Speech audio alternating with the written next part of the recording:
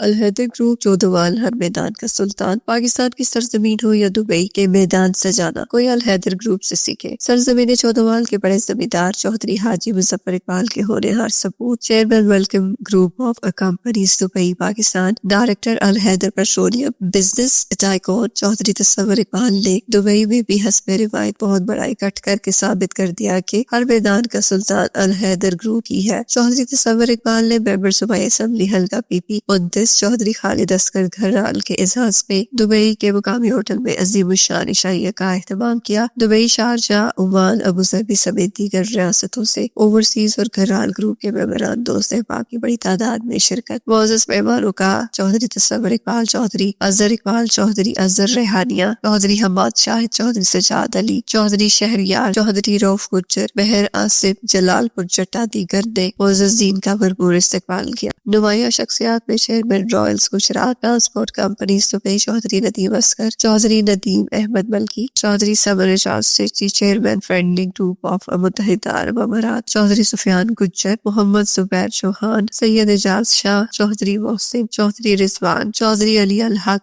शाहजेब जाहिद, उस्मान मुनीर चौधरी, यासिर मकियाना चौधरी, सज्जाद चौधरी, जावेद चौधरी, अरशद, हाफिज अब्दुल्ला असलम, हाफिज इस्माइल चौहान समेत दीगर मोअज़्ज़ज़ीन की बड़ी तादाद शरीक थी। चौधरी तस्वर इकबाल चौदहवाल की जानिब से बेहतरीन इंतजाम किए गए। मेहमानों की तवाज़ा पाकिस्तानी और अरबी खानों से की गई। मेंबर सूबाई असम्बली चौधरी खालिद असगर घराल को दुबई आमद पर दिल की गहराइयों से खुशामदीद किया। बिजनेस टाइकून चौधरी तस्वर इकबाल ने कहा, चौधरी खालिद असगर घराल के मशहूर है कि जिन्होंने हमें मेहमान नवाजी का मौका दिया। चौधरी खालिद असगर घराल अवामी MPA होने के साथ साथ इंतहाई शरीफ और वाज़ेदार शख्सियत के मालिक है। चौधरी खालिद असगर घराल जब दुबई आते हैं, मुत्तहिदा अरब अमारात में जहाँ जहाँ पाकिस्तानी बसते हैं, वो चौधरी खालिद असगर घराल से मुलाकातों के लिए दूसरी रियासतों से भी दौड़े चले आते हैं। चौधरी खालिद असगर घराल का लोगों के साथ प्यार और खलूस का रिश्ता बता है। मेंबर सूबाई असम्बली चौधरी खालिद असगर घराल ने इजहार ख्याल करते हुए कहा कि चौधरी तस्वर इकबाल की मेहमान नवाजी का मशहूर हूँ। जब भी दुबई आया हूँ, हर दफा बढ़ चढ़ कर इस्तकबाल और मेहमान नवाजी की जाती है, जिसके लिए दुबई की ओवरसीज कम्युनिटी और अपने भाइयों का इंतहाई मशहूर हूँ। अल्लाह ताला सब भाइयों के साथ मिलकर पाकिस्तान बिलखसूस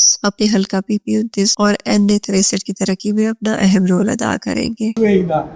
मैं समझना कि सानू इस मुल्क वास्ते भी उस तरह दुआ करनी चाहिए जिस तरह से पाकिस्तान वास्ते करने, क्योंकि साडी रोजी का वसीला और साडे बच्चों का मामला फ्यूचर इस मुल्क नाल वाबस्ता है। इंशाअल्लाह ताला पाकिस्तान वास्ते भी जी तुसीं जदोजहद इत्थे बैठ के करते हो, जिहड़ी मेहनत तुसीं दुबई में बैठ के करते हो, अपने पिछले भैन भरावां नूं, अपने वालिदैन नूं असीं जिहड़ा इत्थों पैसे भेजने अपने मामलात वास्ते, मैं समझना कि तुहाडी वो खिदमत पाकिस्तान की सब तो वड्डी खिदमत है। उस पैसे नाल रौनकां लगियां ने पाकिस्तान में, गुजरात पिछले आले दुआले जितने भी मतलब साडे जी आए ने। मेरी दुआ है तुहानू अल्लाह ताला हमेशा कामयाब करे, और भी जिते जिते साडे प्यारे प्यारे दूसरे भाई भी कामयाब करे। पाकिस्तान में असीं हाज़िर हाँ, कोई भी खिदमत होवे, किसी भी किस्म का काम होवे। मेरा नाम खालिद है, गुजरात दफ्तर भी बनाया है, सियासत भी करने, वर्कर सियासी, असीं किसी भी खिदमत वास्ते तुहाडे वास्ते तैयार हैं इंशाअल्लाह। बहुत शुक्रिया बढ़िया। आने वाले तमाम मेहमानों का तहे दिल तो शुक्रगुजार हाँ। साडी बड़ी खुशकिस्मती है कि असीं आउट ऑफ कंट्री है जी एक साडा इकट्ठे होकर मिलने का वादा बनया है, और सारे भरा असीं इकट्ठे होकर एक दूसरे नाल अपनी मुहब्बत और प्यार बनया है। रब्बे कायनात तक खसूसी दुआ है प्यार हमेशा बरकरार रहे। अज का जिहड़ा कट सी, अज का जिहड़ा मतलब है कि मुहब्बत भरा पैगाम जारी होया है, ਉਹਦਾ ਕਿਸੇ ਸਿਆਸਤ ਨਾਲ ਤਲਕ ਨਹੀਂ ਹੈ, ਵੀ ਇੱਕ ਅਮਨ ਮੁਹੱਬਤ ਭਾਈਚਾਰੇ ਦਾ ਪੈਗਾਮ ਜਿਹੜਾ ਜਿੱਲੇ ਕੋਈ ਰਾਤ ਦੀ ਤਰਫੋਂ ਜਾਰੀ ਹੋਇਆ ਹੈ। ਇਹਦਾ ਬਿਲਖਸੂਸ ਕ੍ਰੈਡਿਟ अलहदर ग्रुप जनाब चौधरी तस्वर इकबाल साहब ने जाता है कि जिन्होंने अपनी मुहब्बत कमाया है सारे भरावां नूं इकट्ठिया किया है। अल्लाह ताला की ज़ात इन्हां दी इज्जत में रिजत में बरकत पाए। चौधरी साहब की मुहब्बत नूं मद्देनज़र रखदे होया गल करन तो पहला सोच लईए, मैं कद तक रह सां गल ते गल नाल जहान ते गल बनदी बंदा रवे जे अपनी गल ते गल करन तो पहला सोच लईए, मैं कद तक रह सां गल ते गल नाल जहान ते गल बनदी बंदा रवे जे अपनी गल ते। जो साहब असीं गल गल ते उन्हां दी गल पा लई, वो बेतुके निकले गल ते ਉਹ ਮੈਂ ਮਸਕੀਨ ਦੀ ਗੱਲ ਉਹ ਬਰਾਬਾਦ ਗਈ ਏ ਉਸ ਬੇਇਤਬਾਰੇ ਦੀ ਗੱਲ ਤੇ ਗੱਲ ਕਰਨ ਦਾ ਜਿਨ੍ਹਾਂ ਨੂੰ ਵੱਲ ਹੋਵੇ ਗੱਲ ਸੁਣ ਕੇ ਜੇਕਰ ਉਹਦੀ ਵੰਡ ਕਰੀਏ ਕਿਹੜਾ ਮਸਲਾ ਹੈ ਜਿਹੜਾ ਨਾ ਹੱਲ ਹੋਵੇ। ਇਹ ਜ਼ਿੰਦਗੀ ਖੇਡ ਪੁਰਾਵਣੀ ਹੈ, ਖਤਮ ਅੱਜ ਹੋਵੇ ਜਾਂ ਫਿਰ ਕੱਲ ਹੋਵੇ। ਗੱਲ ਉਸੇ ਦੀ ਹੁੰਦੀ ਇਸ ਜੱਗ ਅੰਦਰ ਜਿਸ ਬਸ਼ਰ ਦੇ ਵਿੱਚ ਕੋਈ ਗੱਲ ਹੋਵੇ। ਦੱਸਾਂ ਕੀ ਇਸ਼ਕ ਦੇ ਕਾਰਨਾਮੇ, ਇਹ ਮੁਹੱਬਤ ਪਿਆਰ ਹੈ ਜਿਹੜਾ ਇਹ ਇਸ਼ਕ ਦੇ ਵਿੱਚ ਮੁਬਤਲਾ ਹੈ।